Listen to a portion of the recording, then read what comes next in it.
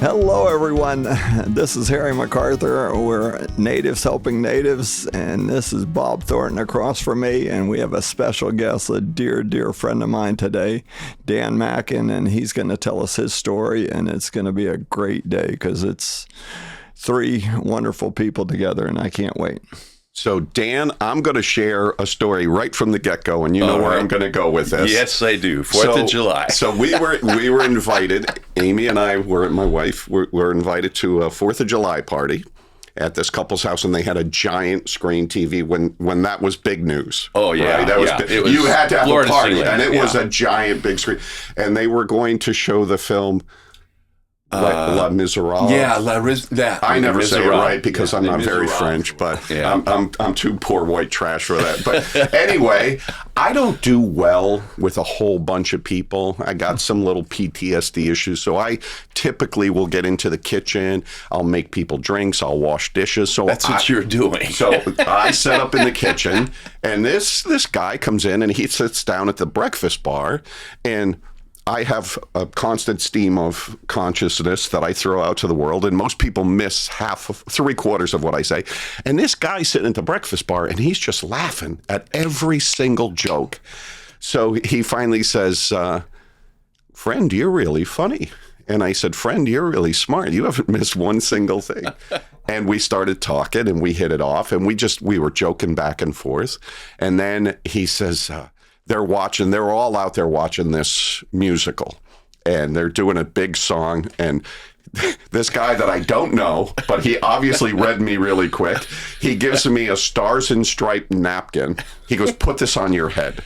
And what do? Normal person would be like, what? I put it on my head. And he drags me out into the middle of the living room in front of all of these people, and we do our own rendition. Les Miserables is here, and we're standing in front. Oh, Bob, you're such a swell guy. And I come right back. So we finish, and we get a standing ovation. And people are like, when did you guys practice that? I said, I just met this guy in the kitchen. Yeah, we just met. And we go back in the kitchen, and we're just chatting it up. And he goes, what do you do anyway? And I said, I do windows and doors and this and that. And I said, what do you do? And he says, oh, I'm a painter. And I said, well, that's excellent. I can get you so much work. Do you do residential or commercial? And he says, I'm sorry, I'm not following you. And I said, well, do you paint houses for people, or do you paint buildings for like big offices? He goes, no, Bob. And he does the little hand up with a small paintbrush. He goes, no, I'm an artist. I'm a painter. And I said, can you make a living at that? Because again, the poor white trash kid, he goes, I do okay. Amy was absolutely mortified. When we left, she said, you were the only person in there who doesn't know who Dan Mackin is, and you tried to get him a job as a house painter.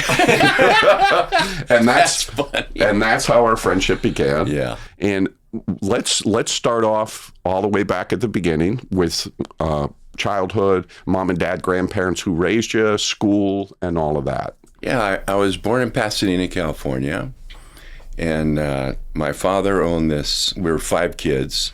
My father owned this temp agency company, and they had offices all over the U.S. So he was gone to New York and Chicago and San Francisco, and he had a partner. So they had, I think, about 10 offices, and they had thousands of employees. They had Wilson Sporting Goods, they do the inventory, Wow. For Sears and May Company and for these big corporations. So he had a lot of employees, and he did very well. So we grew up somewhat privileged. So 5 kids and, a part-time maid and mom and dad. Pretty conservative, down-to-earth, normal for Southern California. He's rolling his eyes. So. Yeah. You do have the doodah parade in Pasadena. So That's funny. There is some fun stuff there. So, and I grew up surfing, as all of us did. That was the thing to do. Surfing and skiing, because we were close to both. And we just had a lot of fun. Went to this interesting high school. It was about 70% black and about 30% white, obviously. But the kids who lived in the foothills that came from the well-to-do families went to this school with the ghetto kids. So it was an interesting contrast between the two groups, but we got along most of the time. And we had a really good athletic teams, but I learned how to live and accept other people that were different than me, and we enjoyed each other's differences. Instead of controversy between the two because we were different, we enjoyed the fact that we were different. Right. So we became friends, and it was a much more than a high school education. It was an education of life, because someone was different. They had more interesting things about them. Right. That's how we looked at it. Well, it kind of cleared a lens to a portion of life that you hadn't seen. Exactly. And fortunately for us, we did grow up like that. We didn't have the media telling us who hates who and who we're supposed to hate. Right. We didn't know that. I very much had the same type of experience. You did. And it was a blessing. It was. So now you got through high school, you finished high school. And then I went to Pasadena City College. Okay. And then I started my second year, and I had 17 units, and I was working, which everybody did back then. And I had to drop this chemistry class. It was 6 units, and so I had 11 and a half units, and I got drafted. So I went down to the Army recruiting thing, and the physical was down in the ghetto in L.A. And halfway through the physical, they're giving you the blood test. Well, the guy missed my vein, and he turned the needle sideways in my arm and shoved it in. Cheapers. And then you do the urine thing, and my arm is up here. Blood is running down my body, and I'm trying to pee in this cup. And I said, I don't want to go in the Army. So my father was an officer in the Navy, so I thought, because I never got along with my father at all. I thought, well, if I join the Navy, maybe he'll have a little respect for me, So I went down, I joined the Navy, and it was the reserves. So we had a year of training and boot camp and training and all that, and then we went active. And I was stationed down in Long Beach, and the flagship of Long Beach is the USS Long Beach, which is a cruiser, 728-foot cruiser. It was a guided missile cruiser, and it was the first nuclear-powered surface ship. So it was like the state-of-the-art ship, and we go down there and look at it and go, oh, God, boy, I wish we got stationed on that thing. Man, that thing's cool. It's got missiles and everything. They're going, holy, wow, this is going to be really cool, So it had left port to go to Vietnam, and we got our orders. And I was with 2 other guys that I joined with, so we went into the personnel office, and one of the guys got his envelope, and it said Republic of South Vietnam. And he opened up the envelope, and he was on a riverboat, because we were enginemen, all 3 of us. Because they were getting shot up right and left. Yep. They were getting killed. So they needed enginemen on these riverboats. And I thought, oh, boy, we're not going to come back. And the other guy got his orders and opened it up the same thing. He was with another riverboat squadron. I went, oh, God, we're all dead. And I opened up mine, and it said USS Long Beach. I went, what? I got missiles. Whoa! I'm going to put on one of those missiles and shoot down some airplanes, Oh, boy. So because it had just left, the Navy has all this great ideas, let's put them on this ship after it leaves. So we're in this plane. We flew on a Continental. And there's like 300 Marines and 3 sailors, Great mix. Great. And the Marines are, for all my Marine fans, they're very forgiving of the other armed forces. They are. Very embracive. They were some of my best buddies on the ship. They hung around with the Marines.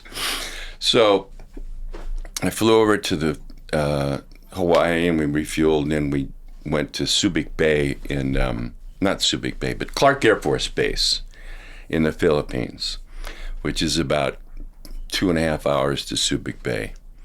So we get into Clark about 3 o'clock in the morning, and we get on this old school bus, and all the windows are broken out, and it's all full of dents, and we said, what? This is weird. And he said, okay, we're going out of the gates. He said, when we go out of the gates, everybody duck down. We said, Okay. So, we're in 3 o'clock in the morning. What are they doing out there throwing rocks at buses? Anyway, so we go out the gate, and all these rocks are flying across the bus, all over there, and we're holding our heads down. And so he said, okay, it's safe now. So we sat up, and we get into Subic Bay, and there are so many people that were going over there that they didn't have barracks for us. So they had an old World War II prison barracks, and they put us in that. And it's monsoon season in the Philippines. And there's no fans, no air conditioning, just sweaty bunks. And you're laying in this sweaty bunk, looking around at all these sweaty guys. There's about 300 of us in this room, and going, oh, God, how long are we going to do this? So we'd go into town and get drunk.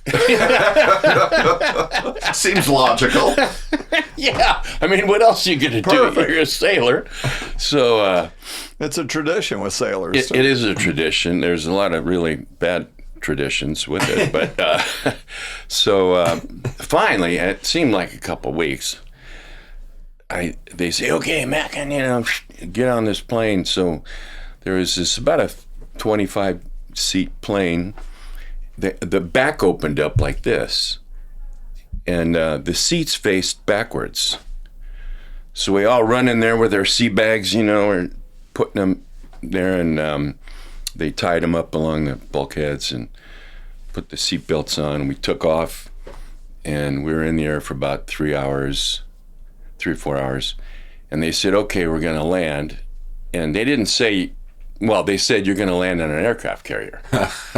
So he said, okay. And they said, okay, put your hands on your chest, crossed like this. He said, if you leave them down here, they're going to fly up and hit you in the face.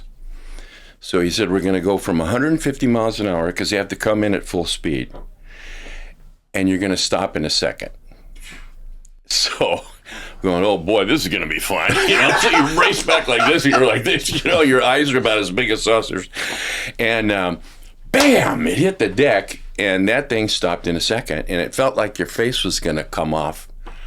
The G's were so strong. So they said, okay, don't wear your covers. In other words, don't wear your hats, because they'll get sucked into a jet engine, and they didn't want that to happen. So grab your covers and grab your sea bags and run into the tower, the island. We ran in there, and there were, like 25 of us, and we see these guys, and they're waiting. They're going to get on that plane and go back to Subic. And I saw a patch on a couple of guys' arms and said, USS Long Beach. And I said, oh, you're on the Long Beach. I said, that's where I'm going. And they said, oh, my condolences. You're going to hate that ship. And I said, what? And they said, it's infested with rats and cockroaches, and there's fights all the time. They said, it's terrible. It's worse than being in prison. And I thought, oh, boy, this is going to be fun, So I flew from there to the Constellation, another aircraft carrier, and then I was on that for a few days. And the ship was clean, and it was orderly, and I didn't see any fights. And I thought, these guys were just, giving it to me, So from there, I flew on a helicopter, and we landed on the fantail of the Long Beach. And I ran in there and with my sea bag, and I said, where's personnel? And they said, it's up. Right away, it was an unfriendly atmosphere. So I go up to personnel, and they checked me in and all this, and they said, you're in B division. And I said, okay, where's that? And they said, go to the log room. I said, okay, where's the log room? Deck 05, bulkhead so-and-so. Starboard side. I said, okay, let's see. Starboard, that's right. Okay. So I figured out where it was, and I went in there, and they said, I gave them my orders, and I said, I'm reporting for duty. And so they put me down in their quarters. It was B and M division. It was B because boilers, M because of the machinery. So nothing to do with bowels. Well, it came pretty close. Anyway, there's 250 guys in this berthing compartment. It was about 20 feet below the water line, because we were right above the propellers. And, you're cramped in there, 3 bunks high, about 2 feet across from each other. And all these cubicles. So I get there, and they said, "There's your bunk," and it had no mattress. You know, you get this thin little foam rubber, but it was a steel bunk.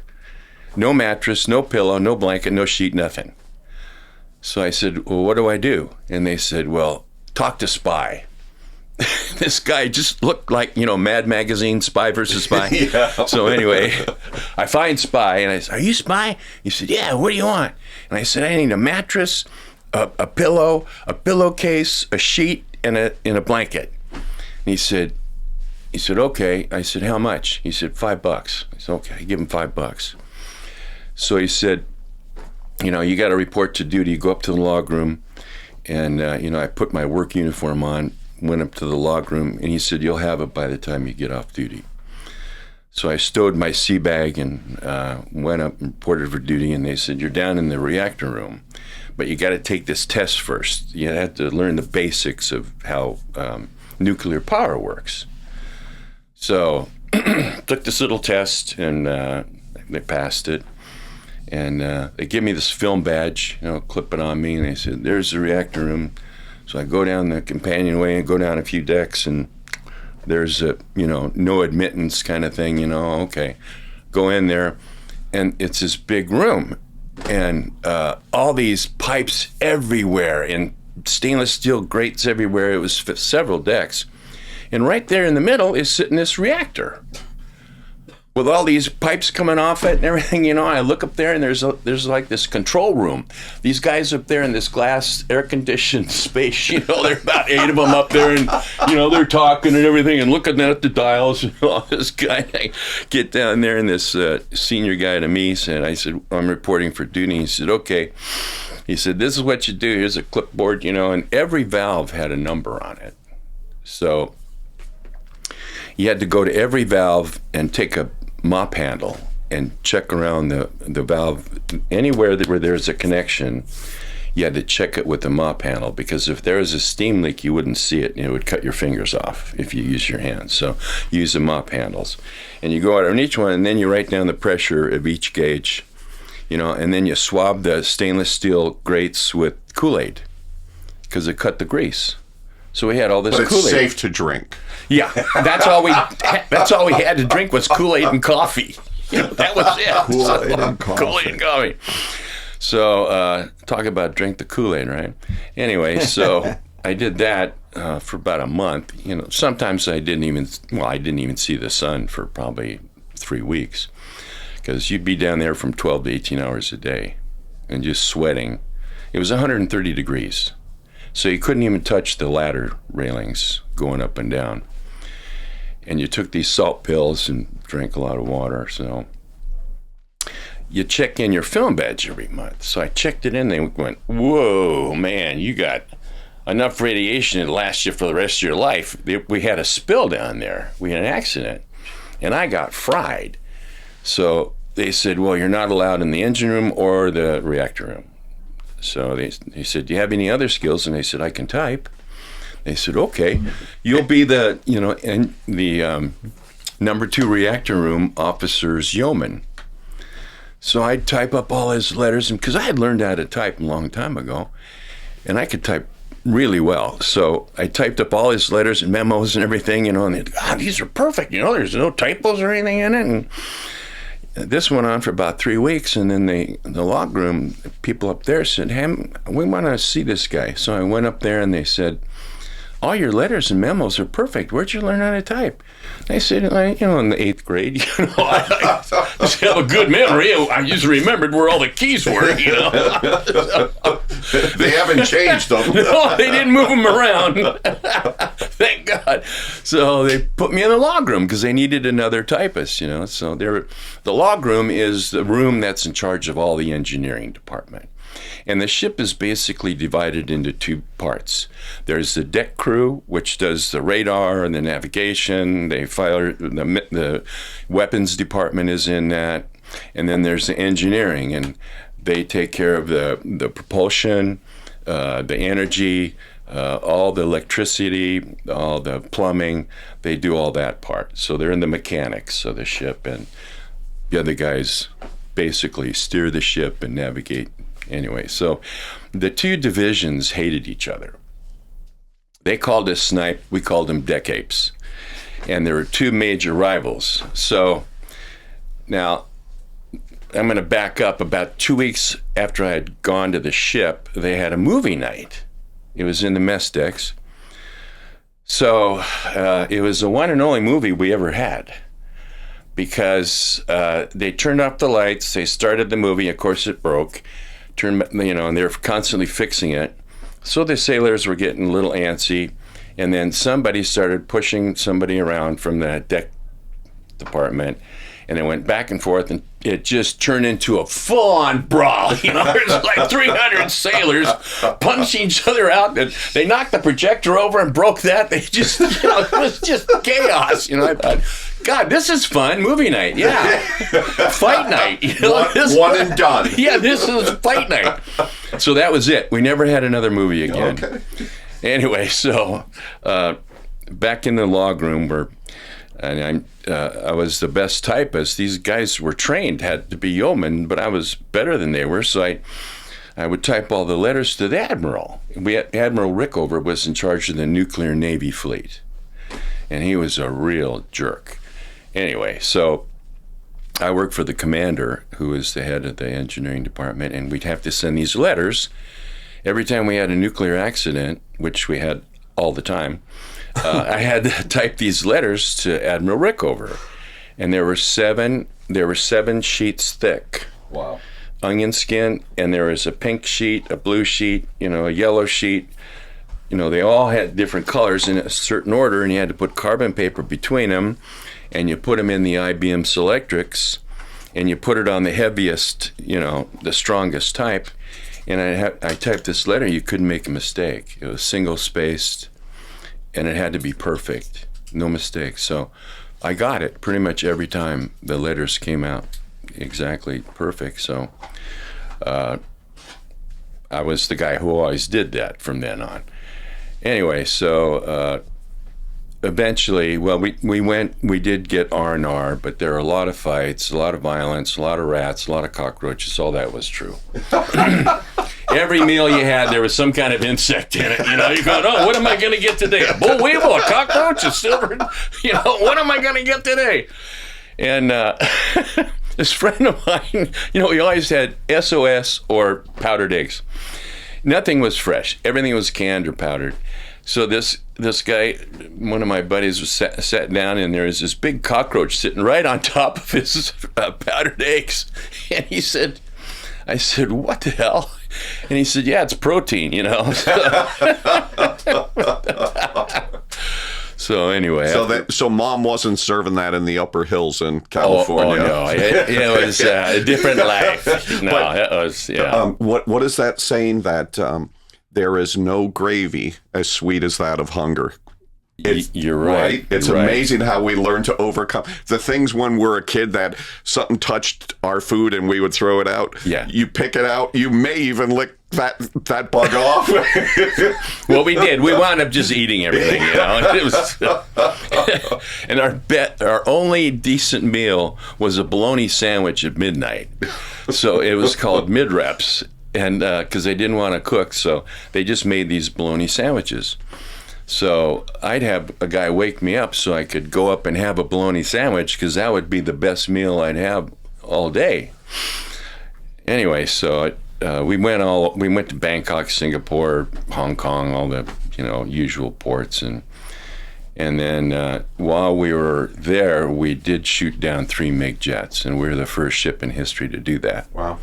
So, and it was a lot of they'd always attack us at 3 o'clock in the morning. Always, because that was the end of the third watch, and people would be the most tired, groggy. So we'd get the bong, bong, bong, 3 o'clock in the morning. You're running up to your battle station. Sometimes you'd be there for an hour. Sometimes you'd be there for 10 hours. You just didn't know. So it was pretty tiring. I mean, the whole thing was. That's why guys got so grouchy, being cooped up on the ship and long hours. And anyway, so we came back to California, Long Beach, And we stopped in San Diego first. So we got off the ship, and they said, do not look at anybody when you're walking off the base. Look straight ahead, keep your head down, and just ignore everything that's going to happen. Because if you get in a fight, you're going to go to the brig. So we said, okay. So we get off the ship, and these people are spitting on us. And we went to this park, and it said, no dogs or sailors allowed. In San Diego. So we go, well, welcome home, guys. Right. Yeah, I'm gone for a year, and this. Anyway, so we spent the day there. We went to a bar and, of course, do what sailors do. Anyway, we got back on the ship. They had a prayer service. Yeah, we had a prayer service. A lot of talking, a lot of We prayer. went to the confessional, you know. Forgive me, Father, for I have. I'm about to. Yeah, for what I'm about to do. Yeah. I didn't plan it that way, but anyway, so we get to Long Beach, and my girlfriend and my sister and my mother were there, and get off the ship, and we had liberty, or we had leave. I had a 2-week leave, so, or a week leave, I think. Anyway, I got off the ship, I went to my parents' house, and I had this sea bag full of stuff, you know, silk robes from Hong Kong, you know, we buy all this stuff and bring it home. And I gave everybody something, you know. And my father I was in the living room, my father was in the den, and he didn't come out to see me. And my mother went in there, and she said, Howard, your son is home. He's been gone for a year. And he said he was just an enlisted man, because he was an officer, you know. Oh. So he's a nobody. So anyway, that's the way my father was. Anyway, so I got over that. We had to put new reactors in the ship, so they sent us up to Vallejo, which had a nuclear facility up there where they build the submarines.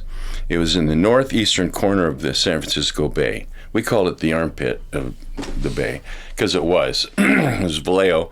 So we go up there, and they're pulling the reactors out of the ship. They had to cut a big hole in it. You know, the Navy didn't think ahead of time to just bolt it in there. They had to cut a hole through the deck to pull these reactors out. And so we spent, my last year in the Navy was in that yard. And then I got out on May 1st, 1971, and I had a Volkswagen bus.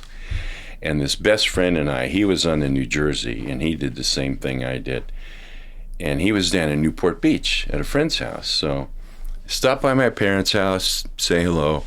Then I went down to Newport Beach, and his parents had this 1-bedroom house on the beach in Newport Beach. Nice. And there were 6 of us living there. So we had hammocks out in the front yard, you know, and it was pretty much a party house. Tortilla flats, you know, that kind of a thing. So he and I had always wanted to get a sailboat. So we borrowed this buddy of mine, his Calcat. It's a 12-foot long catamaran.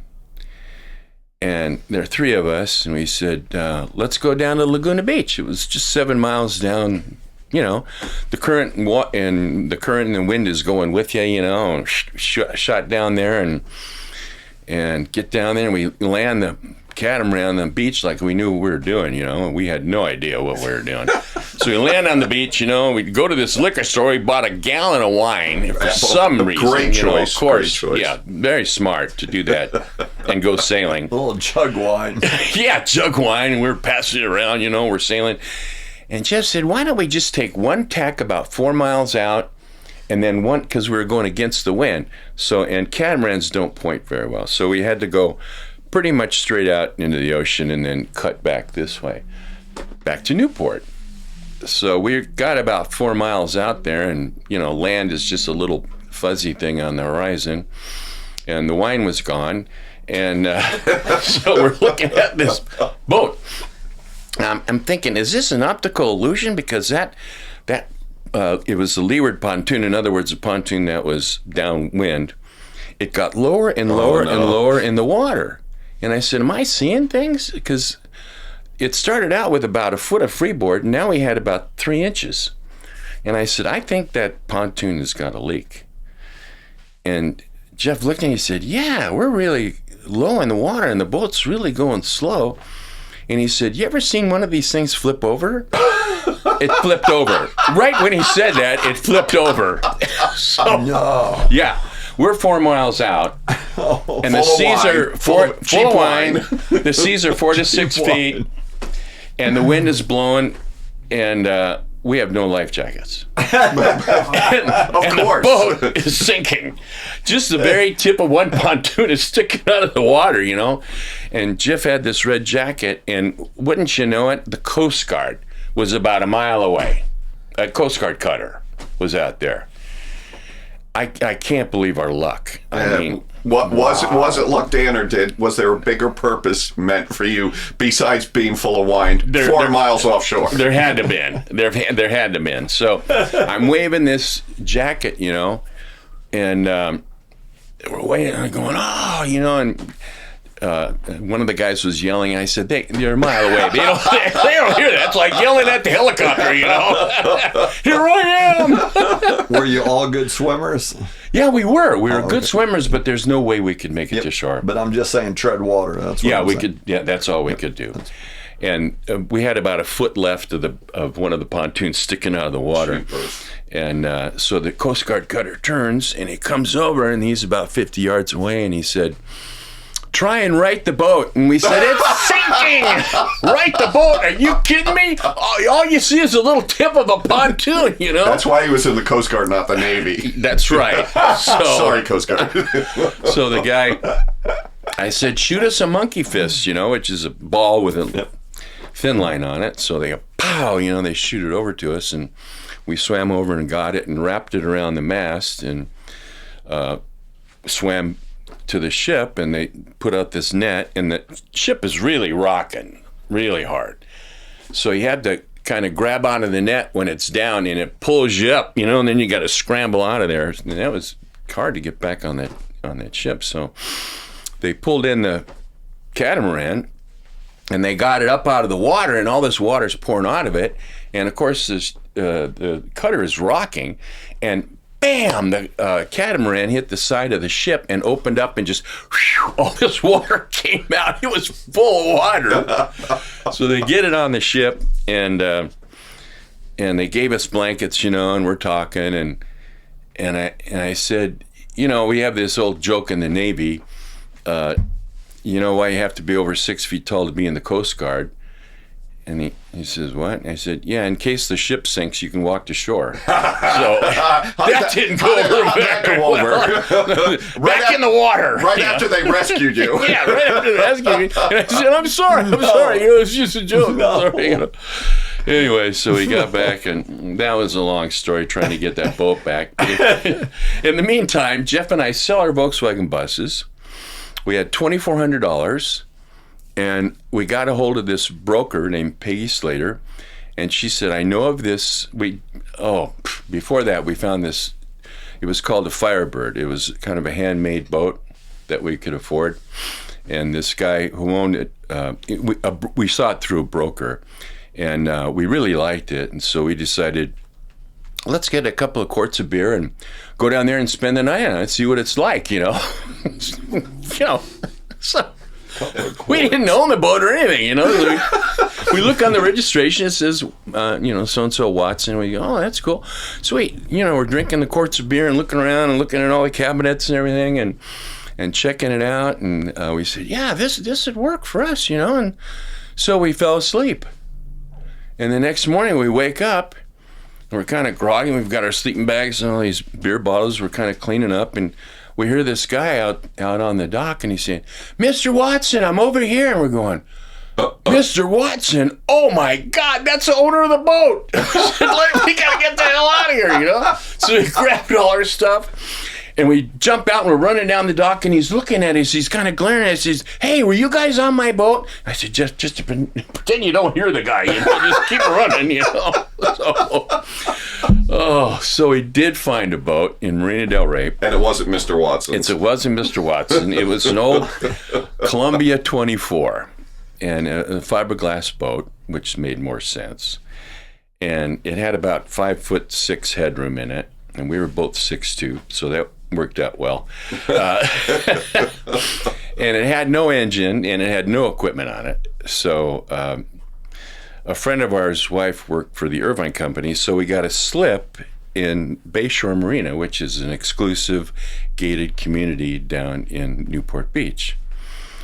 And we had an inside slip, so it meant that we had to go among several rows of boats to get out into the bay, which was difficult because we could only sail out. So we became really good sailors because not many people can sail a boat in and out of a slip, anyway. So right next to where we were was John Wayne's house. And he had this big boat called the Wild Goose. It was a 130-foot World War II minesweeper. And we would see him all the time in his station wagon, wave to him. And he stopped by our marina one day. He came down. He said, "I heard you guys are going to Mexico." And he was married to his wife was Pilar from Mexico. And he said, "I love taking the Wild Goose down to Mexico. We have a lot of fun down there." And he said, That's a good John Wayne. So anyway, so we got to know him. He said, "Hey, Dan, Jeff, how are you guys doing? How's the boat coming along?" "It's doing good, Duke." Friendliest guy in the whole neighborhood. So one day he said, "If I were 30 years younger, I'd be going with you guys, only on a bigger boat." Yeah. So after about 6 months, we kind of learned how to sail, and we bought 50 pounds of brown rice and a couple of dozen unwashed eggs and a burlap bag full of apples and onions and all this other stuff. And we bought a compass, and we had some charts and the sailing directions, and that's it. We didn't have a battery. We didn't have any running lights. We had lanterns and flashlights, and we had one cassette player with one set of batteries and one tape. And our friends, we had a big going away party, and our friends bought us another tape, and it was Madman Across the Water, Elton John. So I heard Levon too many times, Anyway, so our parents got together, and they bought us a radio direction finder, which, you sit on the top, and it'll hone in on different radio signals, and it'll give you a position where you are. So that was really helpful. So the party was over about 3 o'clock in the morning, and Jeff and I said, "Let's just leave. The party's over. Let's go." So there's no wind usually at that time of night or morning, and there was a puff of wind. I mean, you couldn't even see it, but the boat just ghosted out of that marina and out into the bay, and it just ghosted out of Newport Beach. I mean, the water was glassy, yet the boat was sailing. It was one of the most miraculous things I've ever seen. So the next morning, we said, "Okay, let's do 2 shifts," because we were used to holding watch, So I said, "Okay, I'll tell you what, I'll do it from 3 in the afternoon till 3 in the morning. You go from 3 in the morning till 3 in the afternoon." She said, "Yeah, that's going to work out good." So the sun came up, and he sailed it till 3 in the afternoon. And then I got up. I had taken a nap, got up, and I took it from 3 in the afternoon till 3 in the morning. Well, about midnight, we were supposed to go by the Coronado Islands. And I was looking for these islands, and then the sun came up, and there were still no islands. We couldn't figure out where we were. So we decided to put the RDF, on the cabin top, turn it on, and we're trying to get it tuned in, and so we went down below to read the directions. And we went back up, and it was gone. Oh, jeez. We were looking all over the boat, and I said, "Jeff, are you sure you didn't store it somewhere?" And he said, "No, I left it." It was gone. So that was the end of our navigation equipment. That was it. Oops. And we were lost the whole time after that. We were always lost. So we figured out we got to Ensenada. That's where you check in. You pull into the harbor. We could always get there at night. Every port we entered was at night. So we figured out how to get in there, and when there's all those lights, it's really confusing. You don't know if you're going to run straight into a jetty or you found the entrance, So, because the Mexicans would move the lights around all the time, and they wouldn't report that to the Coast Guard. So we got in there, we checked in, and that was fine, and we took off and stopped at all these different islands and all these little coasts. See, our boat only drew 3 feet. So you could go anywhere. We could go in all these little places no other boats could go. And we discovered new surf spots along Baja, and there were no roads to them. There wasn't even a shack on the beach. There was nobody there. Okay. And we'd see these beautiful crystal clear waves with fish swimming in them. And you just throw out one cast, pull in a beautiful, nice red snapper or whatever, and dinner. So we ate fish pretty much every night, but it was fresh, right out of the ocean. So we ate great, and brown rice, and fish, and we sprouted these alfalfa sprouts in this jar. So we made a little salad out of that, and so we didn't spend any money our first whole month at sea because we were on Baja and there was nothing to buy. Except, Magdalena Bay, there wasn't even a village. Well, we stopped in Turtle Bay. There was a village there. And we went to the bakery and we bought a loaf of bread. And that was, and a few beers. A few beers. Yeah.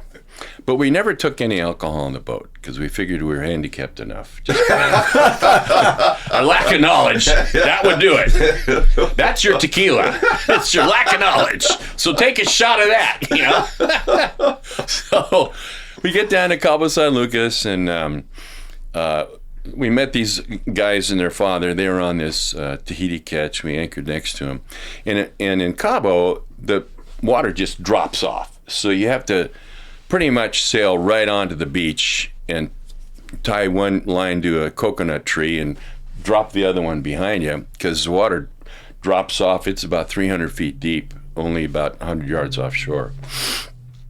Anyway, so we pulled in there and we were with them, and so we went over to their boat for dinner one night, and they had this bottle of tequila. So how many stories? Yeah.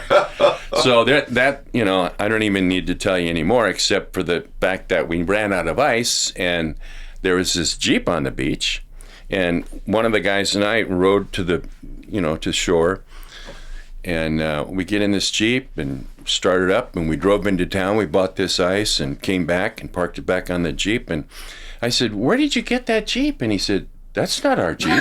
We thought it was your Jeep." So we had just stolen a Jeep in Mexico? Are you stupid or what? So anyway, we spent about a week in Cabo, and then from there we crossed the Sea of Cortez. And on the way across, there's this cool island called Isla Isabel. And not many boats would ever go there because the anchorage was very tight, very small. But it was an interesting island because it had a spring in the middle of it. And one family lived there. They were shark fishermen. And the whole beach was made up of shark vertebrae. Wow. Because that's the only bones in the sharks except for the jaw. So we talked to the family, and they said, well, if you go up this hill and down, it was only a square mile, and go into this little valley, that's where the spring is. And we went up there and down, and there were banana trees growing in there. It was a rock island, but in the middle, it was like a crater, and it had a spring, and it had banana trees and papaya trees, and sort of picking bananas and papayas. And then we went on the other side of the island, and they were all frigate birds' nests and blue-footed boobies, the ducks. Anyway, they had never seen people. Wow. They didn't know what we were. So you could walk right up to the nest and get within a foot of these big frigate birds, and they'd just be looking at you.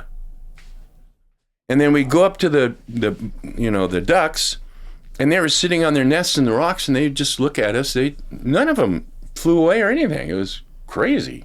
So got back to the boat, and another boat pulled in. This guy was named Duncan. He was by himself, and he built this boat, and he was a real grouchy guy.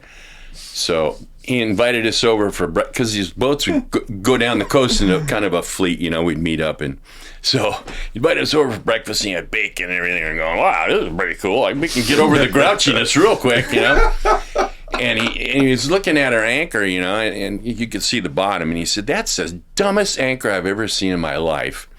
It looked like a miniature Navy ship anchor, We got it for like $5, He said, well, it must work. We worked in the Navy, It'll work. It'll work there. So anyway, we chafed on a rock, and our boat broke loose. And this is our third day there. And Duncan always got up at 6, and he started yelling at us. He said, hey, your boat's adrift. And it was all rock around you, We said, oh, man. So we threw out the other anchor, and Jeff dove down. He tied a knot ahead of time because you don't have time when you're down there. It was about 30 feet down, and Jeff dove down there and got the anchor, and we retrieved it. And he said, that you got to get another anchor. That's ridiculous. So we said, okay. He said, where are you going? We're going to San Blas. That's where the surf is, the longest wave in the world and all that. So we just wanted to go surfing.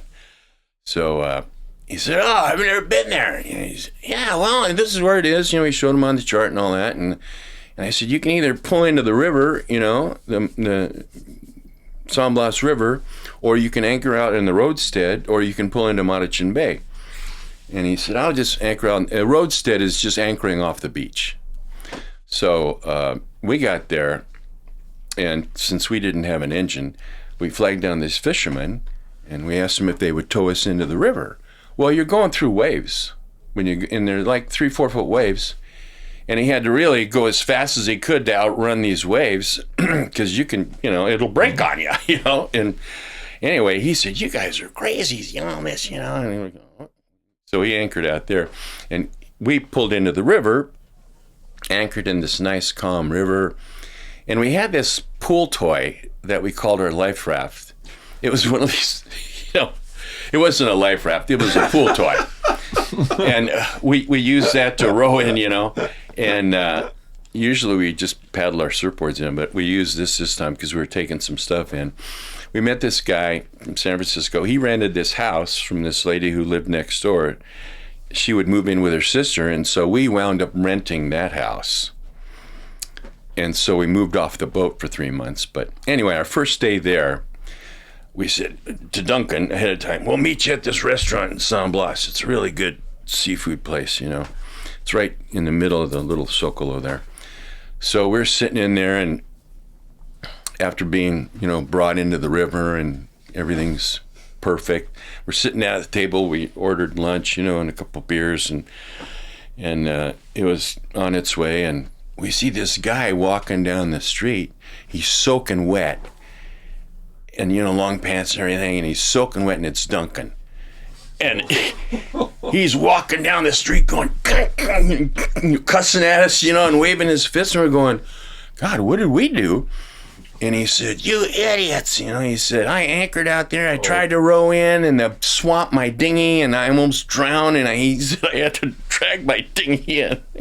He was so mad. So he said, God, we're really sorry, Duncan, So he sat down at the table, and he said, so he ordered, this nice big lunch, and it was just about to come out, and they were just bringing it to the table, and this guy runs down the street. He said, hay un barco que se fue. There's a boat, a runaway boat. Oh, no. A runaway sailboat going down the coast. And he ran with this guy, and they ran down the beach. It was his boat. It dragged anchor. His anchor broke loose. His anchor, he was complaining about yours. Yeah. Oh, no. So apparently a fisherman took him out there, and he rescued the boat, and he just kept going. I was going to say, that's probably the last time he ever spoke to you. No more last Duncan. time we saw Duncan. Yeah. He's somebody He went else's into problem. the donut business. Yeah. Forget the sailboat. Oh, anyway, we just surfed all day, every day for 3 months, and when we were about to leave, I couldn't resist. They give these big malt glasses full of raw oysters, So I had one of those, and I didn't know that they the ones that they don't sell, they put back in the river where the sewer runs out. And so we get down to Manzanillo, and we pull in there, and our visas were running out. We said, we got to get out of Mexico. So there was these guys in this big, nice 45-foot boat, and we had dinner with them, and we were drinking wine and having fun. We said, we got to get out of here. And they said, see all those boats right there? The government buys these people, these fishermen, the boats and the motors. You can just grab one of those, and the Mexican government will just replace it. And he said, you can get out of here. So, at 3 o'clock in the morning, this sounded like a pretty good idea. So, with a belly full of wine. Yes. So we get in there, they took us over in their dinghy, and we unbolted the motor and put it in the dinghy, and then rowed over to our boat and put it on our boat, and, said goodbye to these guys. And the motor was sitting in our cockpit, so we pulled up the anchor and we started sailing out and there was very little wind, almost no wind, and we're sailing out through the jetty, and the sun came up, and we looked at each other and we said, we forgot to grab the gas tank. Oh. So we're sitting out there with this motor that we had stolen right in the entrance of this harbor. You think they're going to figure this one out? So we put it on the side that was out of sight from the marina, and we were going to toss it overboard if the government came out. We were ready to dump it in case they came out. So by some miracle, they didn't catch us, and we put it in our lazarette in the cockpit because we forgot the gas tank. So that area of Mexico, it's called Cabo Corrientes, and the current it's a countercurrent. When the current goes south, it hits this point in a countercurrent. It comes north. So we got into that, and one day out, and I was sick as a dog. My eyes turned yellow. I couldn't get out of my bunk hardly. I couldn't eat anything. I could just drink a little water. I had hepatitis from the oysters. Payback for stealing the engine. I'd say payback for having the sewer oysters, but that was it. Debatable. Yeah, that's debatable. So anyway, I was so sick I couldn't hold a watch at all. He had to do all the sailing, and he thought I was going to die. He was afraid I was going to die. And we did this for 14 days. Wow. We were in Cabo Corrientes. It took us north every night, and we wound up out of sight of land, and the wind would finally come up, and we finally get up to the point, and the wind would die. And then we'd drift back out to sea and back north again. And this went on for 14 days. And meanwhile, I'm so sick, and I'm laying in bed, and I'm reading the Poseidon Adventure, two people trapped in this ship upside down, and I'm thinking, well, that's me. I'm there. I can read it. Anyway, so finally, one night, just after about 2 weeks, I hear this, late at night, I hear this, bon, bon. I'm thinking, what the heck is that? And this spotlight flashes through the cabin. It was a freighter. We were right in its path, right in front of this freighter. And just said, oh my God. He said, Danny, get ready to jump overboard. And it kept blasting the horn, and I can barely look up, and I see the bow of the ship coming right at us. And the bow wake knocked us out of the way. And I could see the side of the ship going right next to our boat. There's no way they could have altered course or anything. And there's no way we could have moved. So, another 8 of my 9 lives. So, a couple days later, we did get around the point. We got to Zihuatanejo, and I went into this clinic to see this doctor, and he said, yeah, you had hepatitis, and, stay away from alcohol and protein and all this other diet restrictions. So, from there, we went to Acapulco, and we met these gals there, and it turned out that we took them out on the boat sailing and everything, and we bought a gas tank.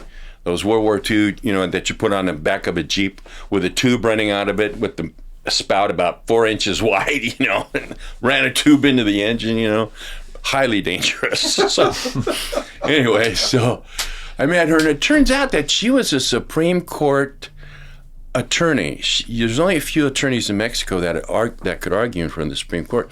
It turned out she had a bodyguard, a limo, and this gal was one of her bodyguards. So I went out with her, and Jeff went out with the bodyguard, and we had fun, and she was buying us dinner and everything, and our camera had fallen overboard because that incident in Magdalena Bay, these sperm whales came out and almost ran us over, and I dropped the camera. So that's when I started painting. That's why. I got some watercolor set with some paper, and I started painting all the scenes from then on. So we met her, and I gave her some of my paintings, and she gave me this camera, and we became friends. And so we got down, and our visas had run out, and we said, we got to get out of here. So we while we were in Acapulco, we pulled into the Acapulco Yacht Club thinking that we were going to get this money. It was supposed to come to us. We were supposed, this money was supposed to come in. So we tied up to the Acapulco Yacht Club. We had dinner there, drinks, and all this stuff. We ran up this tab, $65. Money didn't show up. So we had to leave. So at 3 o'clock in the morning, untied the boat. We had a motor this time, so we motored out, and so they said, Puerto Angel, that'll be safe. It's a little tiny bay way down there south in southern Mexico. We pulled in there, and the port captain came out. There was just one hut the whole port was one hut. And he came out and he said, you guys must have really been desperate to sail because that's the tiniest boat I've ever seen down here. And we said, yeah, it's pretty small.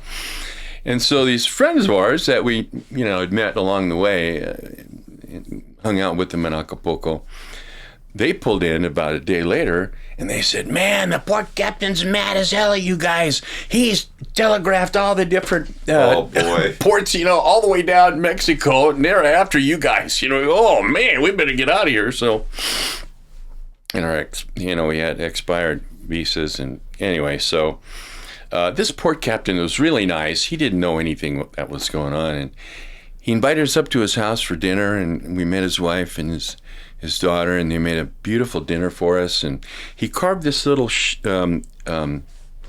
seed pod. It was an apricot pit, and he carved a little monkey in it, and he gave that to me.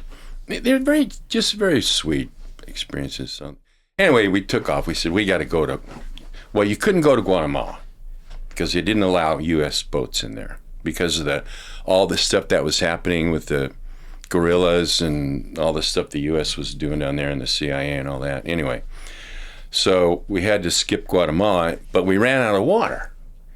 And the only place was Salina Cruz, the last port in Mexico. It's a big commercial port. And they had 2 jetties, and we went inside the inside jetty. We couldn't check in because we had no visas. So we had to sneak into town and buy a bunch of water and some food, and we provision the boat. And the wind, it's famous for that area, the Tehuantepec area. They get these winds that come across from the Caribbean that are blowing 30. They hit this dry, hot, flat land, and they expands the air, and it turns out blowing 60, 70, 80, 90 miles an hour offshore down into the Gulf of Tehuantepec. And the wind was blowing. And it kept blowing and kept blowing and kept blowing. 3 days we're sitting there going, oh, God, we got to get out of here, So we're motoring out the harbor, and these guards are up there on the jetty, and they said, they yelled in Spanish, what's the name of your boat? And big letters on the side on the life ring, Viento de Paz, wind of peace. You could see the name of the boat from a mile away, So. And I said, Jeff, just duck down, pretend you don't hear him, We're just sitting there like this, and they're yelling, "Como se llama el barco?" And they're getting all mad and everything, So we get out in the ocean, and oh my, it's like a washing machine out there. So we turn around, and this gunboat comes out. Oh boy! After us. We're going, oh man, get the sails up, We were going as fast as we could, but 5 miles an hour isn't that fast to outrun anything, you know? You can't outrun Versus a gunboat. No, you can't outrun a gunboat. But the seas were so rough, that boat was hitting the water. You could see almost the whole hull of the bottom of the boat. They turned around and went back in because it was just too rough. But we had to, you know. So anyway, we wound up sailing. It was about 2 weeks out sailing, and I looked at the sailing directions, and I thought we were in El Salvador. So we pull in, you know, and anchor and spend the night. Of course, it was at night, always at night. And we anchored out there, and I get up, you know, and I'm looking at the shoreline, and I'm looking at the sailing directions, and I said, wait a minute, that water tower is supposed to be over there. There's supposed to be a building over here, and nothing matched. And I said, we're not in Acajutla. So I, flipping back the pages, I said, Jeff, we're in Guatemala. And he's, holy. Where we're not supposed to be. No, because they would board your boat, confiscate it, put you in. Anyway, so let's get out of here. You know, so he pulled the anchors up really fast and took off. And we were only about 2 weeks off. 2 weeks later, we get in Acajutla. Anyway, we get in Acajutla in El Salvador, which was just awful. It was a commercial port, really ugly, poverty, terrible poverty. Anyway, so we met this couple that their trimaran had run aground and it tore the whole bottom out, and they were getting it fixed on the pier. And this boat builder was having his guys fix it, and they got him a house on this bluff, big house with a pool. And so we said, we don't have any money. I mean, we didn't have a nickel. And we said, we have to sell the boat. We know a guy who can buy it. Am I going on too long? No. Okay. So this guy, Jimmy Ruiz, owned the boat factory, and he looked at the boat and he said, yeah, you know, give you $2,400 for it. Well, that's what we paid for it. So, yeah, okay. Yeah. So coincidence, you know? And he said, well, take us out on it. And he said, we're going to put it up at the lake house because it's too small to take out in the ocean. Well, we just sailed here 2,400 miles, you know. Yeah. Through a lot of storms. So he did have common sense. He did. And, I mean, this boat went through a lot of bad storms. I mean, we took knockdowns and all kinds of stuff, which means the wind hit so fast and so hard, it knocked the mast onto the water. Anyway, so this boat was a tough boat. Anyway, he wanted to buy the boat. So he said, okay, and he had a partner. And he said, okay, take us out. And we said, well, there's no wind, so it's not going to really show you anything. And I said, there's something wrong with the outboard. It's leaking or something. It's not running right. He said, well, take us out or we're not going to buy the boat. Okay, so I fire up the engine, and I'm looking down in there, and it's going, and I'm looking down in there and going, what's wrong with this thing? And I looked, and I noticed, and I said, Jeff, I think we're leaking fuel. And it was in this well, and it was full of, and it exploded in my face. Oh my gosh. The whole thing just went boom. It was like a bomb. And so it just knocked me back. All I was wearing was a pair of swimming trunks. So it just knocked me back, and the can of gas was on fire. So Jeff grabbed the can of gas and he pitched it. He said, jump overboard. So I jumped overboard, and then he grabbed the can of gas and pitched it overboard. Well, the gas had oil in it, so it's going to float on top of the surface. So now we've got about a 30-foot monstrous fire going on the water that's going up about 50 feet, and you can see it from 100 miles away, you know. So I'm in the water with the flames. And so I'm swimming the boat away from the fire, and I don't feel any pain yet because total shock. So this friend of ours on another boat over there got in his dinghy. He came over and he picked me up, and he picked up Jeff and Jimmy and all the people, and he took us to shore. And we knew this Peace Corps worker there. She was a nurse, so we went to her house, and she looked at me. Oh my God! So she emptied the freezer and filled a towel full of ice, and she said, "Pack your face in this ice." The nearest hospital is like 45 minutes away. So raced up to this hospital, a tiny little, hospital. And I thought, oh, they wouldn't know how to remove a splinter. And by then I'm really in pain. So they put me on a gurney, knocked me out. Next morning I wake up and they had me on morphine. And the doctor came in and she said, "I'm the one who operated on you." And I said, "Thank you." And she said, "I just graduated from the UCLA Burn Center." Wow. Another coincidence. They took the most gifted doctors and they would send them overseas to learn a specialty. And as a payback to the government, they'd work in this remote little hospital for a few years. So she just happened to get there like the week before. So what she had done, she showed me these scissors and she said, "I cut all the burnt skin off your face and I peeled it off." And she said, "I didn't have to do it on your chest or your arm, but just your face was the worst." So she said, "I peeled all that off. So you have no skin. So you're regrowing your skin." It was just like a giant scab, bloody. I looked like a piece of raw hamburger.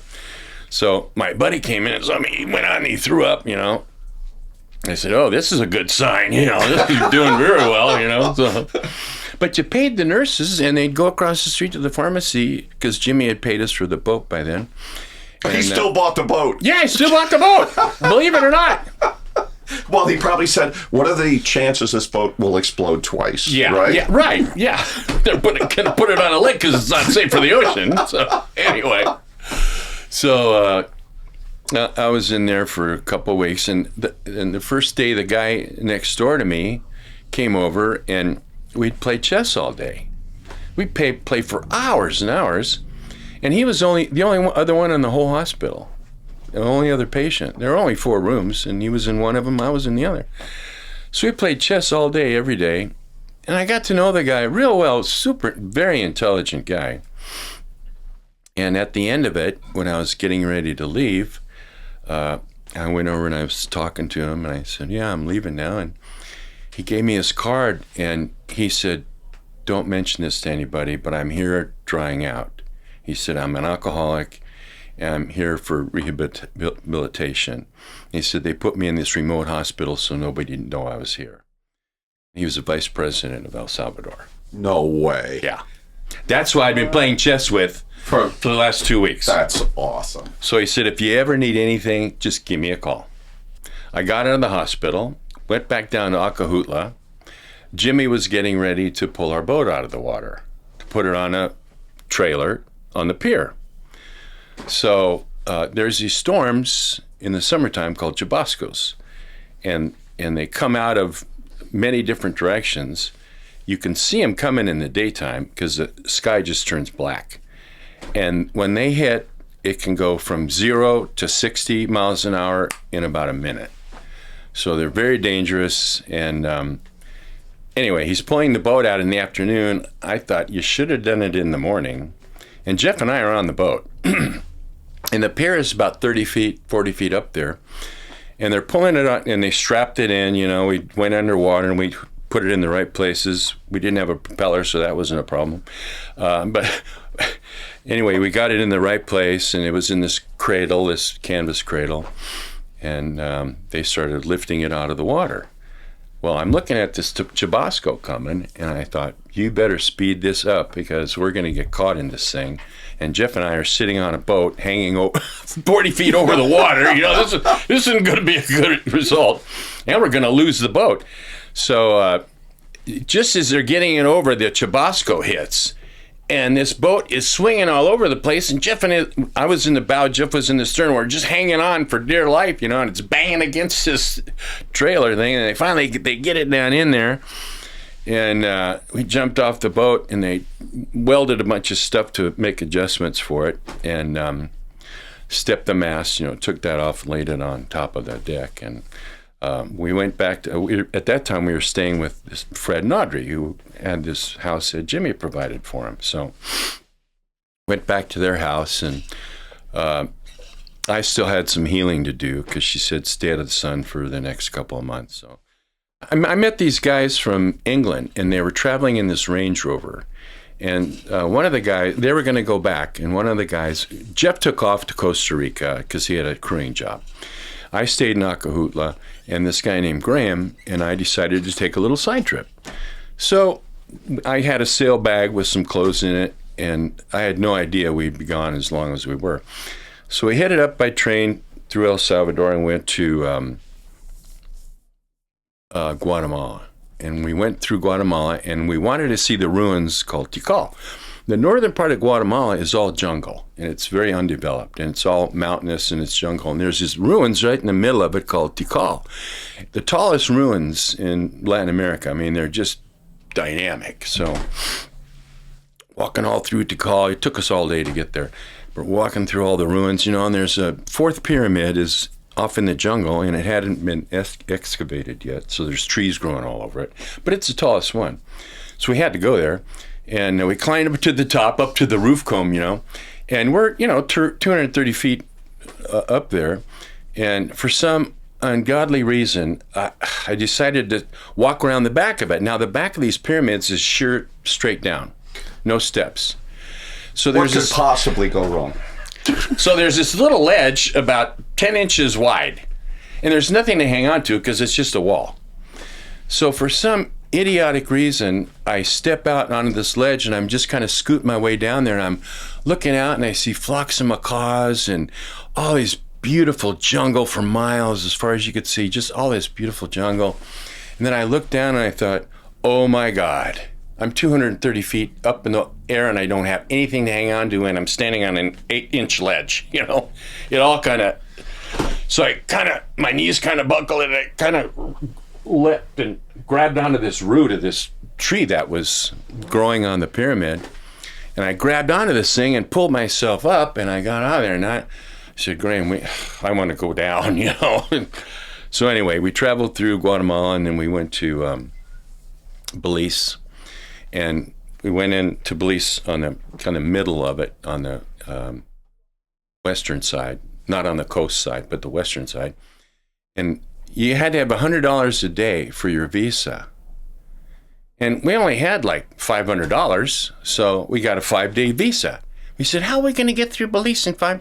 Anyway, so we got this bus, went through Belmopan, their new capital, got to Belize City, hung out there for a few days, and found that very interesting. So we decided to hitchhike down to the last town, the southernmost town in Belize is Monkey Creek. And we figured we'll just get a boat from Monkey Creek and go back to Livingston, where we had stayed before, Livingston, Guatemala, and there's no border patrol. I mean, there's no border official crossing there or anything. No board of entry and no. So we get out in the jungle, and the main highway going down Belize is a mud road in the jungle. That's the main highway. So we're out in this mud road, and we're going with this guy. He's got a truck full of wine, cases of wine. So he's driving along, we're talking, and he's not paying attention. And the roads, they kind of slope off on the sides, and he skidded right off the road and onto the side. All this cases of wine are flowing. So he climbed out of the truck, and all these people, these indigenous people from the jungle came out, like out of nowhere. It was weird. And they're helping us, pull the truck back up on the road, and they're loading the cases of wine, and I said, well, again, and he said, yeah, I'll give them a case of wine, but after they're done, because, you don't know. Anyway, so they got all the wine there was made out of orange juice. So we got all these cases of wine loaded back in the truck, and he gives them a case of wine. He said, let's get out of here. So he got out of there. He went to this town where he was going, and then there was this other truck that was leaving at the same time. We hopped on that, and they were on their way to a farm. So they get out to the middle of nowhere, and they said, okay, we're turning off here. You can just wait for the next truck to go by. So we waited by the side of the road for 6 days. For 6 days, we're in this jungle. We found a little stream, and we could drink the water, but there was nothing to eat. For 6 days, there's nothing to eat. That's a heck of a diet. Yeah. So, and all I had was a sail bag and a few. Anyway, so finally a truck shows up, and it's full of rebar in a big truck. And so we got a ride, hallelujah. So we get in this truck, we're in the back of the truck, and it's kind of enclosed, and it's got all this rebar in it. And he's driving along, And Graham and I were talking, we're on our way to Monkey Creek now. We can get out of Belize, and because our visas were expired and we just needed to get out. So he's driving along, and he did the same thing. He drifted off the road. Oh, my God. It wound up in a with ditch. all the rebar. Yeah, with all the rebar in a swamp. So we're in a swamp with the rebar on top of us, and the guys come out from behind and they're pulling the rebar out, and they pulled us out, and we got out of there, and we were only about a mile from town, so we said, thanks for the ride, and we went into Monkey Creek, and we got something to eat. And then this guy... You must have weighed about 100 pounds, but yeah, by between then, the you could see oysters, through me. the burn... Yeah. What else can I lose? So we had something to eat, and then this guy, we saw this fisherman down there, and we said, could you take us across the Gulf to Livingston? He said, yeah, I guess. And he had this, it was like a dugout canoe. And so Jeff and I are sitting in this thing, and he's in there with the outboard motor on it. We're going along, the seas are getting kind of big, and it was like 20 miles across this bay. And I said, is it always this rough? And he said, I've never done this before. Well, that's encouraging. Yeah, well, yeah. So we find by some dumb luck, he said, I'm going back along the shoreline. He dropped us off in Livingston. We walked back to Margarita's house, and we were staying there. We rented a room from her. And so she, I'm glad you're back, And we rented this room for $1 a night, including meals. And so great meals, too. Breakfast, lunch, and dinner. And they had one bar, and they had a generator. It was open from 6 to 10 at night. And they had this wine made of orange juice. So we drank our orange juice wine, every night. And then it would rain really hard, and we'd go outside and take a shower from the rain gutter. Anyway, so we stayed there a couple more weeks, and then we made our way back to El Salvador. And when we were checking out of Guatemala, the guy said, you have no exit stamp for the police, and you don't have any entrance stamp for Guatemala. And we, Guatemalans hate the Belize people. They think it should be part of Guatemala. And I said, well, you know how the people are in Belize, He said, oh, yeah, you're right. Let me go, So we got back in El Salvador, and then from there, Fred and Audrey's boat was done, and they wanted to leave. So Jimmy, the honest guy that he is, he decided to double the price of the repair of the boat. And they didn't have the money. In the meantime, I had gotten to know all the workers, and I played poker with them and drank agua ardiente with them and became buddies with them. And so I knew Jimmy was going to go up to the lake house to sail his new boat. So he was going to be gone for 4 or 5 days. So what they did is they withheld their bottom paint and their propeller, so they couldn't leave without paying him all this money.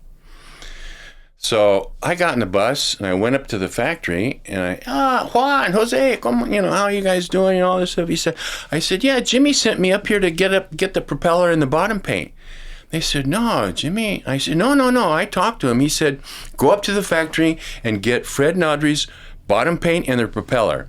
They said, oh, okay, so they gave me the propeller and the bottom paint. I got on the bus, got back to Acajutla, and I gave it to him, and I said, you got to get the hell out of here, because I am, So they put the bottom paint on and the propeller, and they sailed 100 miles straight out in the Pacific. They did. No. And then they came down to Costa Rica, and I got on buses, and I was on this one bus, and this drunk guy jumped on, and he grabbed this woman, and he started slapping her and ripping her blouse and throwing her around, and I got up, and I pulled the cord to stop, and I grabbed the guy by the back of the shirt and the belt, and I threw him out the door, which I shouldn't have done. But anyway, people were happy about that. So I got to the border, and I got into, we crossed the Gulf of Fonseca, and I got into Nicaragua. And then from there, I met these guys, and they were surfers, and we were hitchhiking. I hitchhiked, and they let me ride with them. So they took me all the way down to Costa Rica. And we had stopped by Managua one night, and we kind of camped out there. I had a hammock, and we left for Costa Rica, and then I heard about the earthquake in Managua. It was 3 days after we left. They had that earthquake, and it destroyed the entire city. Wow. And all these people were killed. We missed it by 3 days. So I get down to Costa Rica, and I found this guy that we knew from Newport Beach, and he had his father's racing boat, a 57-foot yawl, beautiful boat, World War II, and he needed a crew. It was him and his sister and his Colombian girlfriend. So I said, yeah, I'll crew with you. So we hung out in Playa del Coco. That was a long story, but I wound up getting thrown in prison for the night because of his bad behavior, you know. And then Because we got he was kissing his girlfriend and feeling her in the wrong places, and we were hitchhiking out of town, and the people didn't. I said, Mark, you got to stop doing that. And he and his sister and I left. We said, no, we're not any part of this because they're going to get into trouble.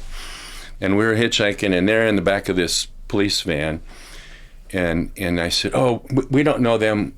We don't want to ride. And he said, Dan, come on, Dan. You know, I'm going, God, Mark. Who's Dan? Yeah. You know, Jose, did you say? Yeah.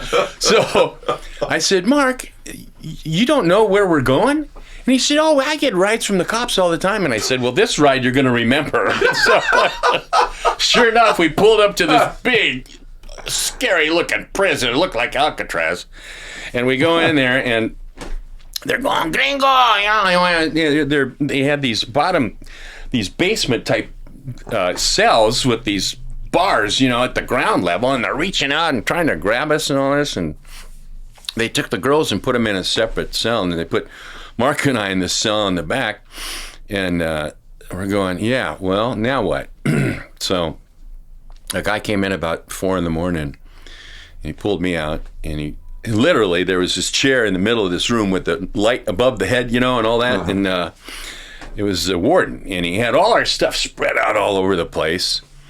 And he pulled out this thing that looked like a joint, and we didn't have any pot, but it doesn't matter. He said, we found this. And I said, we don't have any of that. And I said, that's not ours. And he said, we found it with your goods. And I said, why would I carry that into a town where I'm buying provisions? Why would I do that? And I said, call the port captain, Freddie, because he and I used to party all the time in his Jeep. And so I said, call the port captain. He'll vouch for me. So he did. He woke Freddie up at 6 o'clock in the morning, which Freddie didn't appreciate too much. So they let us out around 8, 9 in the morning. We got back to Playa del Coco. And there's all these soldiers all over the boat, and they're just taking it apart.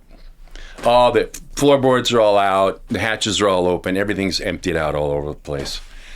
So we get out to the boat, and they leave, and Freddie said, I'm sorry, Dan, I got to deport you. So he put deported on all our passports. So we were deported.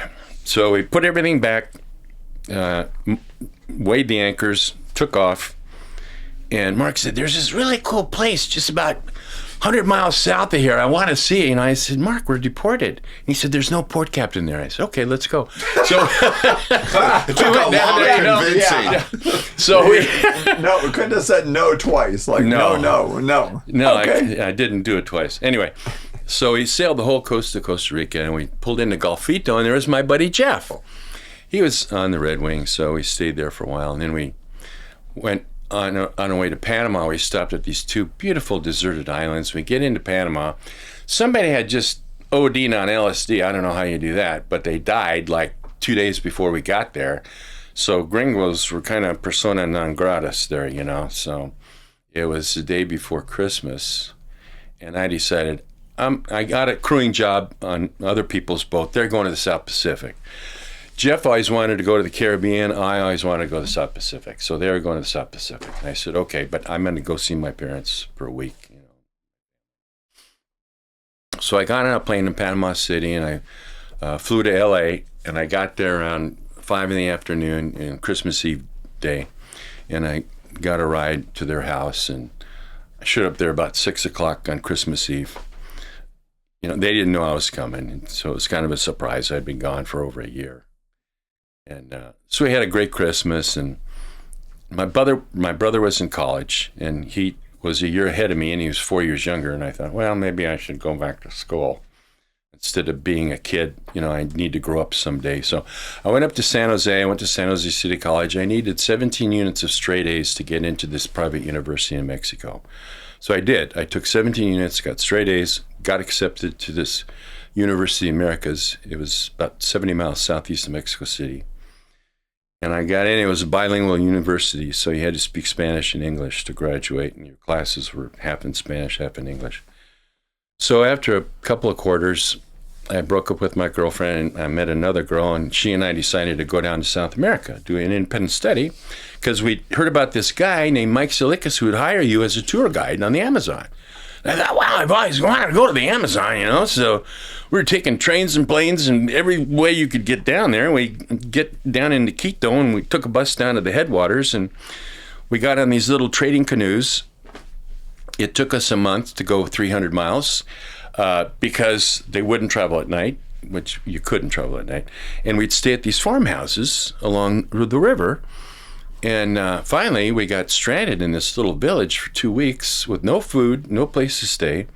And we met this proving guy, stayed in this shack that had holes in the bottom. You fall through 20 feet if you missed around, Anyway, so we scrounged around for food. And finally, another trading canoe came up, and we got into Iquitos. And from Iquitos, I said, Jim, we've been on the road for over 2 months. We got to get to Leticia. So we got in this water plane, and we flew, and there was another guy with us, and he wanted to go to this. He was a missionary. He went to this really remote little village off one of the tributaries. The river wasn't very big up there, and the jungle was very tall, so the plane had to just drop straight down and land. Well, he misjudged it, and he landed a little bit too much of an angle, and there's water pouring over the front of the airplane. I thought, we're going to flip over. And the guys in the front doing the sign of the cross, and I'm going, oh, we're just hanging on, I'm going, oh, God, we're going to flip over.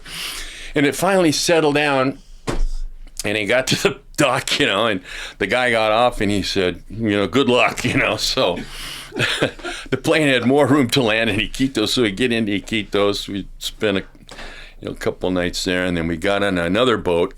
We got down to Leticia finally, and we had 50 cents left, and we rented a room for 50 cents. And there was a guy next door. It was like this wooden shack apartment thing. He was a guide, but he was his own guide, and he'd take Americans on psychedelic trips. He'd find this psychedelic stuff, and he'd that was his business.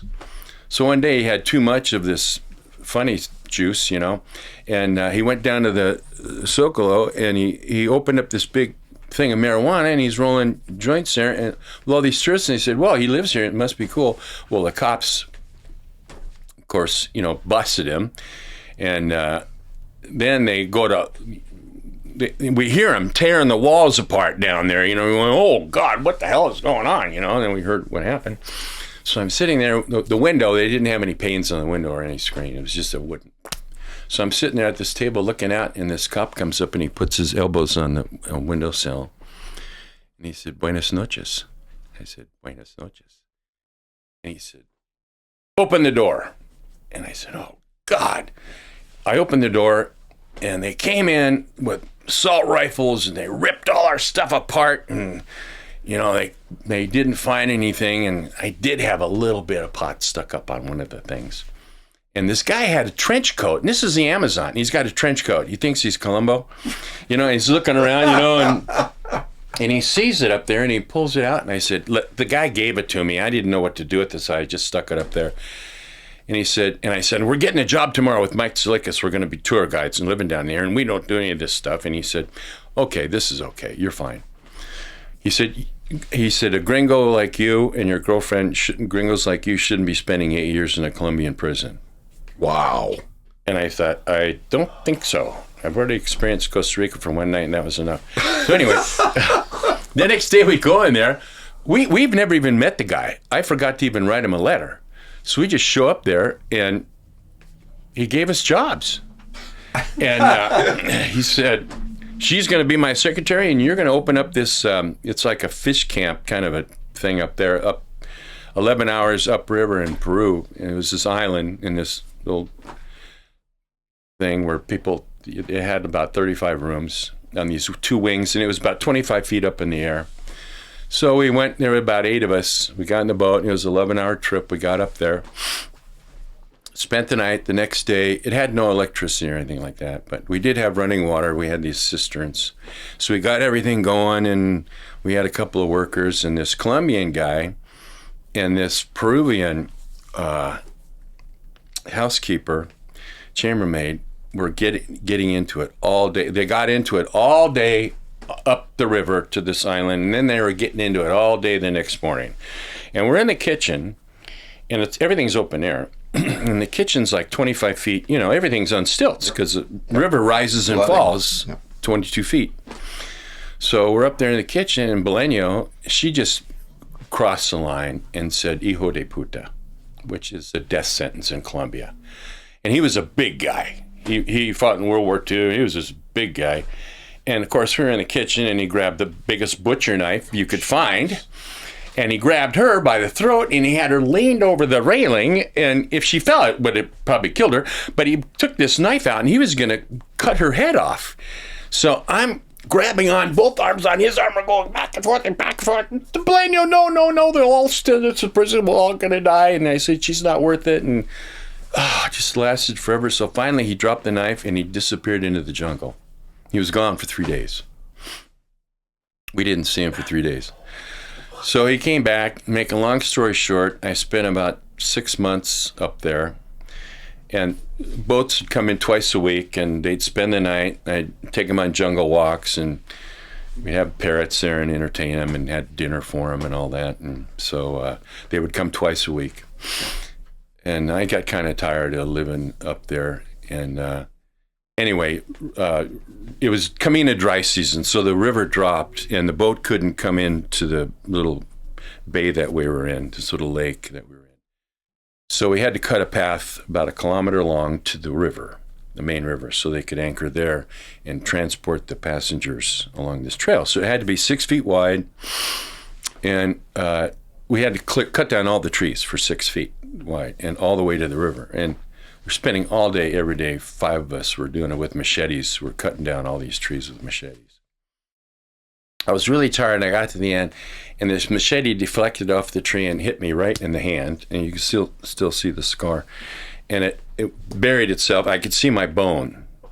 And I put the flap back over it, and I held it, and I went back to the lodge, held it above my head, and it kept bleeding. It wouldn't stop bleeding, and it kept bleeding, and the boat wasn't going to show up for 3 more days.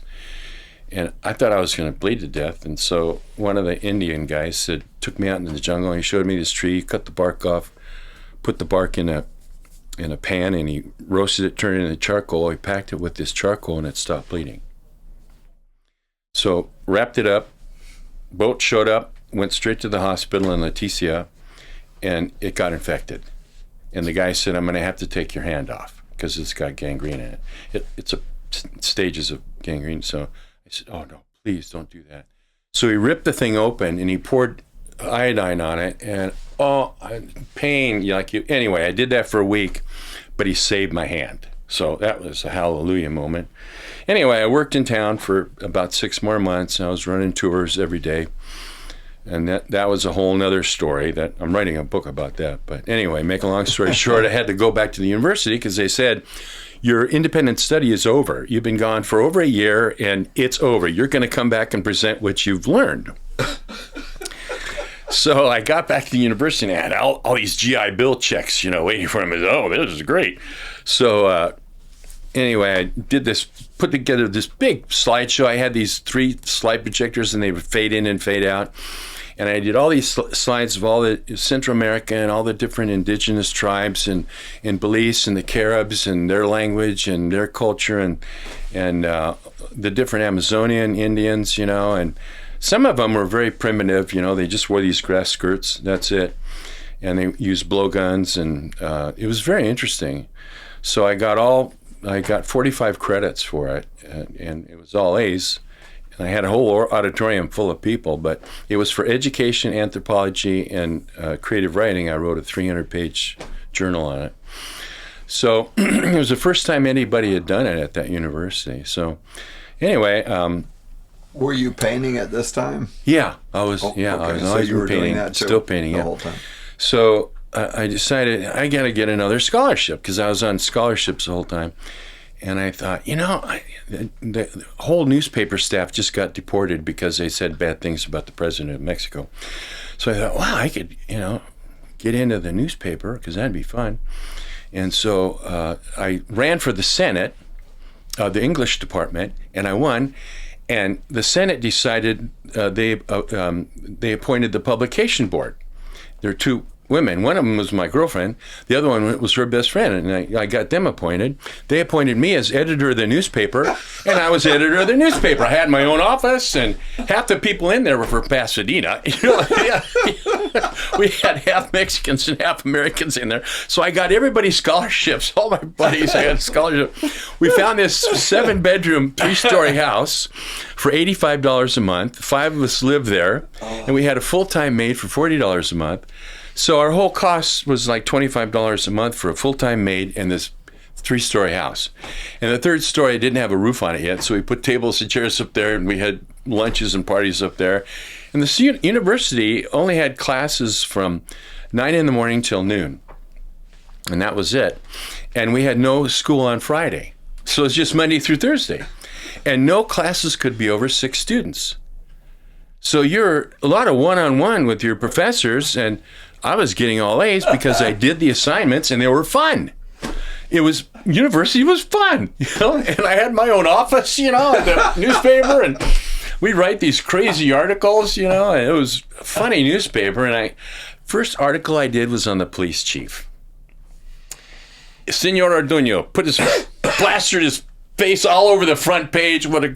He was a crime reporter in Mexico City for their big newspaper.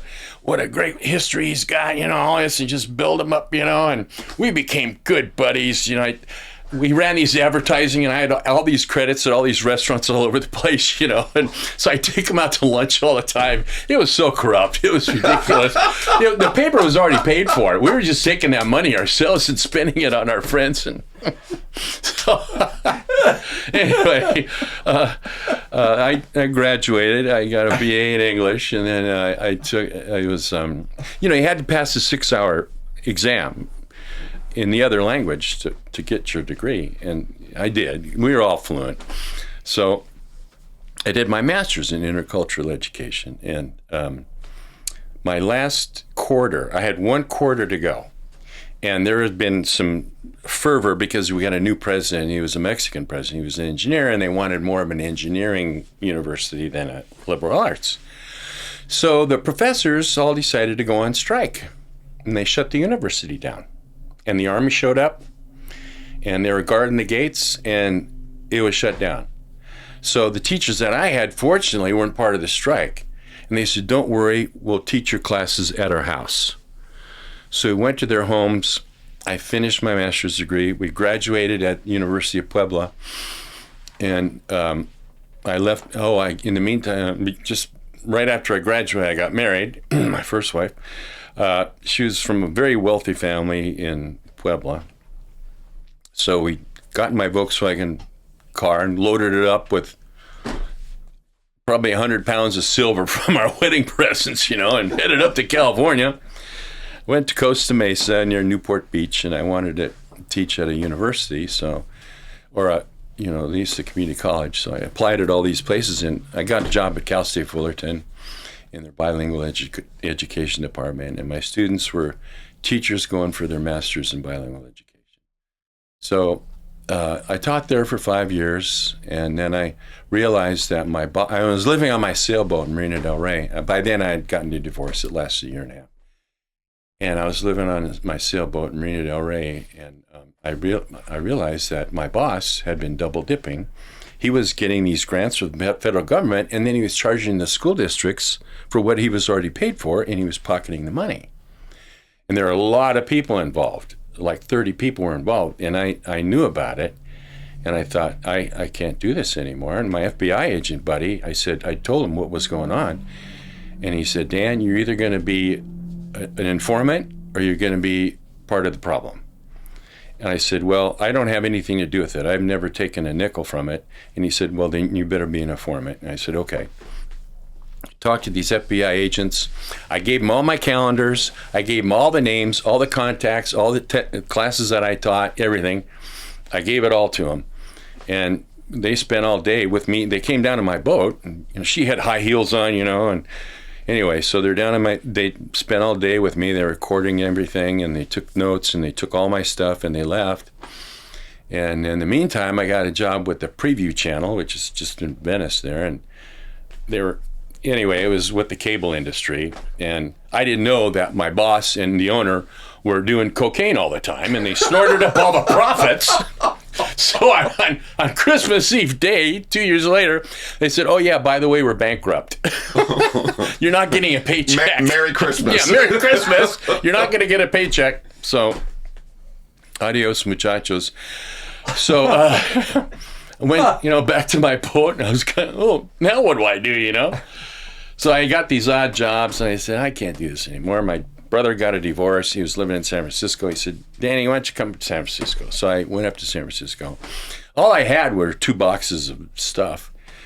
And, there's How old were you now? Like 26. 26, and you only had 2 boxes of stuff. Yeah. Well, I had to throw everything else away because we were going to go on that boat. We were going to go to Hawaii in the South Pacific. And we got behind Catalina, and one of the guys sailing the boat, I said, "You can't do that, David. You got to pay attention.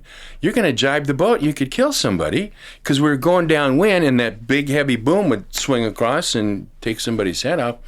And I kept correcting him. I said, "Look, just don't sail the boat. You're not doing," because he was going off course. And anyway, he did finally. He jibed, and the sail just blew apart. And we're on the backside of Catalina, and he said, "I'm not going." And he had the money, and so we didn't go. So anyway, so I bought these guys out. I missed out on the trip of a lifetime. And that's when I got a job with that was after the Preview Channel. So I got back, and I was unemployed. I had a sailboat, and so I just did these odd jobs. And then I moved to San Francisco. I got a job in the advertising industry. And I worked I started out at an ad agency with Bank of America International. And then from there, I got a job as East West Network, which did all the airline magazines. Meanwhile, Bruce, the same guy in college, was roommates of mine, and we would paint every night. And so we really started getting serious. And I had these really serious big paintings of San Francisco, these watercolors. And he got married, and then I got married. And after 5 years in San Francisco, my wife had our son, moved to Southern California down to San Clemente, and I was trading mortgage-backed securities. So I went to work for Countrywide, and I helped them start up there because I sold them their first portfolio. And they said, "God, this guy really knows what he's doing." I didn't have a license or anything. I know 10 words, basis points, stuff like that. I knew like 10 words. Beeps. So I helped them start their mortgage-backed securities division. I worked up there in Pasadena, took the train up there every day. My next-door neighbor taught up there, and he took the train with me. So I had a crummy car in San Clemente. I had a crummier car in downtown LA in the parking lot there at the train station, so I could drive up to Pasadena. So we took the train every day, and I did that for a couple of years, and I was painting, and then I started selling artwork, and I started going to Hawaii and getting galleries there. And I said, we can't afford to live in San Clemente if I'm going to pursue my art career. So her parents lived in Sierra Vista, Arizona. I said, look, we'll move there. They'll get to know the grandkids. By then we had 2 kids. My third son was born in Sierra Vista, Arizona. And we lived there for 4 years, and the art business was taking off. So I was doing art full time then. And I was in galleries in Hawaii, California, and then I came out to Florida in '92, and I did these shows, and I'm looking at all these galleries, and I got into a bunch of galleries, like a dozen of them along the Keys and Miami, and anyway, I said, this is too good. So we got to move to Florida. So we moved, and we lived in Coral Springs for about 6 months, and then we discovered Hobe Sound. So we bought a house here, and then she moved out from Arizona with the kids, and then in Arizona, Luke was born. So it only lasted. I knew the marriage was at its end. And, you know you're at the end when she walks into the room and you cringe. So I left and I rented this house around the corner, this wooden house, and so I got back from the Keys. Weiland made me an official featured artist. There were 10 of us, and we did these tours all over Florida, California, Hawaii for 6 weeks every year. So we did that every year. Plus, I did shows in Disney World in North and South Carolina and New York. And anyway, I was on the road a lot. So I met Jean. She lived down the street, and we fell in love. She took off to Europe. It was a long-term plan, big trip out there. So they went to Europe with another couple. In the meantime, I was in my wooden house that I rented right around the corner from where the kids were. And then I see this for sale sign on the house, and they're moving to Orlando. So I was totally heartbroken. I'm losing my kids, Anyway, so 2:30 in the afternoon, lightning struck my house. And I see this haze of smoke there, and I'm going, holy mackerel, because I saw this big, gigantic ball of fire in my face. And it was the lightning. It hit the attic fan. It hit that, and I was standing right underneath it. So the fire department showed up. There's like hundreds of people around the corner watching my house burn down. And meantime, the phone didn't work, so I ran across the street. She calls 911. And I said, I think my house is on fire. And she said, oh, my God. And I turned around, and the whole house is on fire. So I'm running back, and her boyfriend has got a garden hose. And I said, don't waste your time. I snuck underneath the smoke. I just finished this huge commission. I pulled it off the easel and threw it in the back of my van.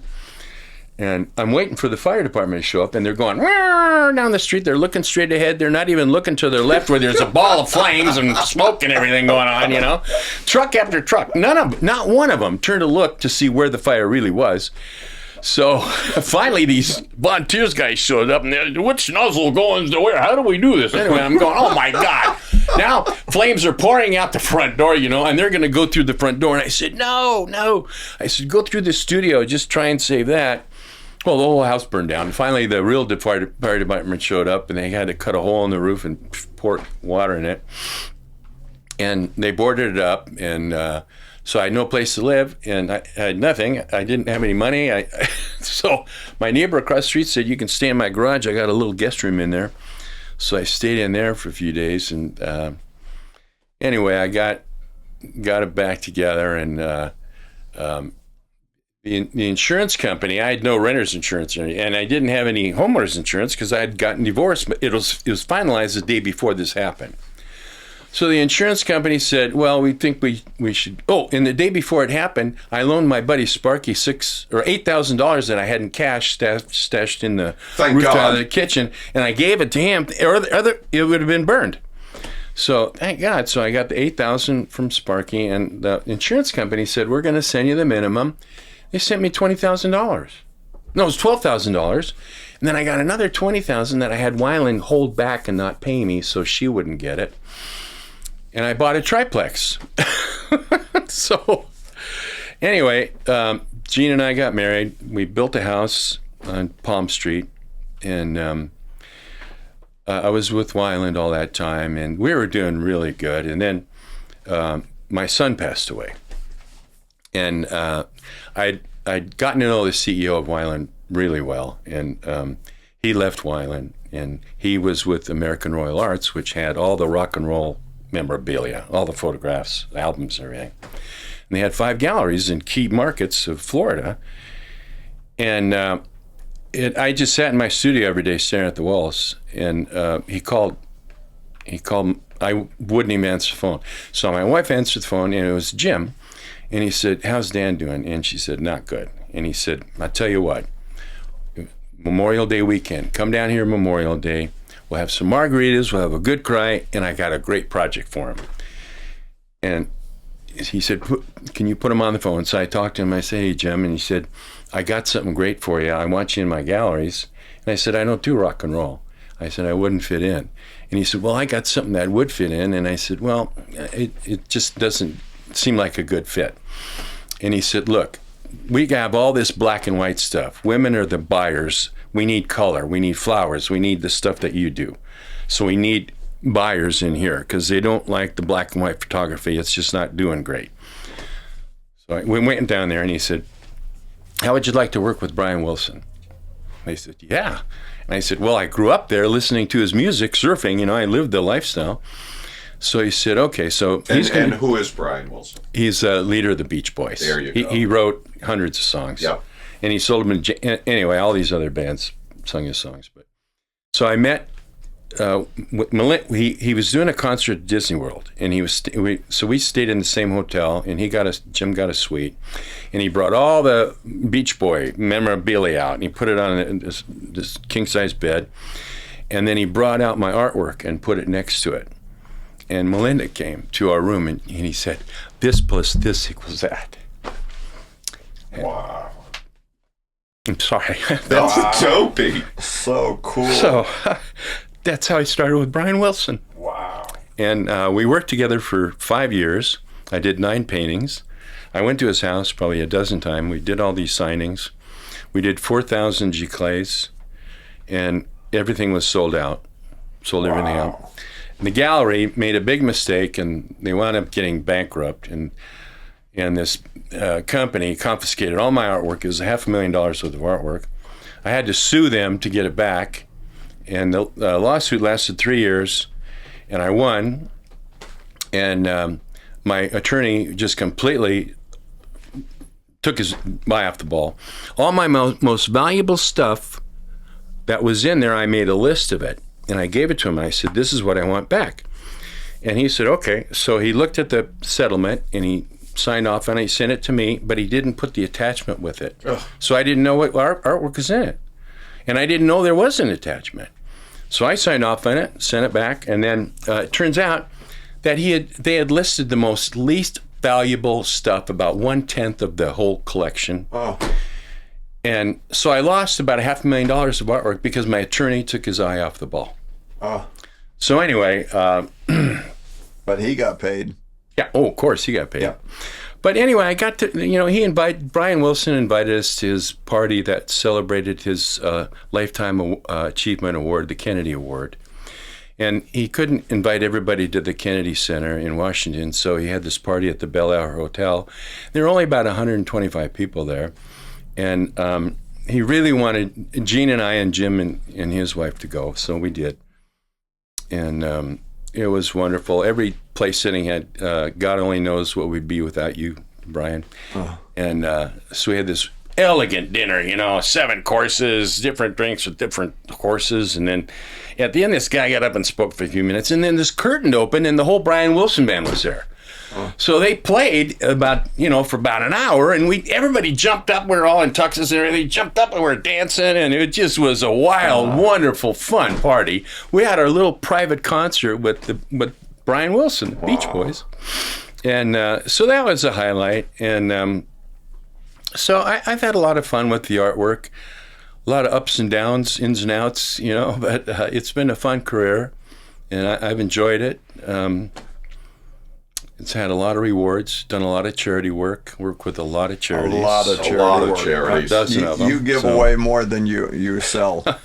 Well, it's fun. It's fun to do charity stuff. What? It's a lot more fun than the galleries. An amazing philanthropist. So, you are. Thank you.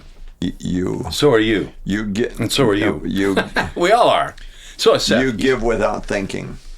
It's the best way, and that's what you want. That's what you want to be, is give without thinking. And that's how I run my life, without thinking. Yep. Yeah. That's why we get along. It kind of comes natural, Like telling the Coast Guard that joke, that was pretty. That wasn't thought out. Right after they saved my life. Yeah.